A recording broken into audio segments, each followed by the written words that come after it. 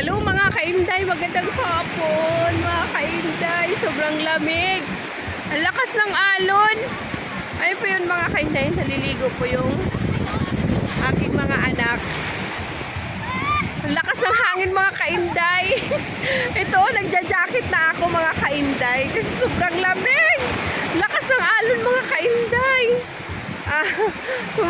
Nagsumaglit lang kami dito. Saglit lang kami. At gusto daw maligo ng mga bata.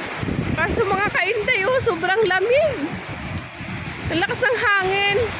Ayun po yung alon mga kainday. Napakadelikado po maligo.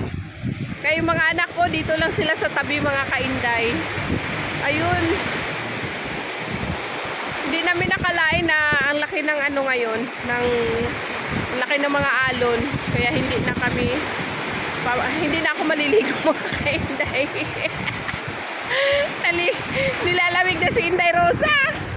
Ay mga kainday, lakas ang galaw ng buko sa lakas ng hangin. Kaya dito na lang muna ako mga kainday. Yung mga anak ko na lang ang maliligo. So ang dami ding naliligo mga kainday. Ang daming tao. Ayan sila mga kainday. Ang daming tao. Ayan ay. Pero walang naliligo sa malalim mga kainday. Dito lang sa gilid, sa mga pinakagilid lang sila mga kainday.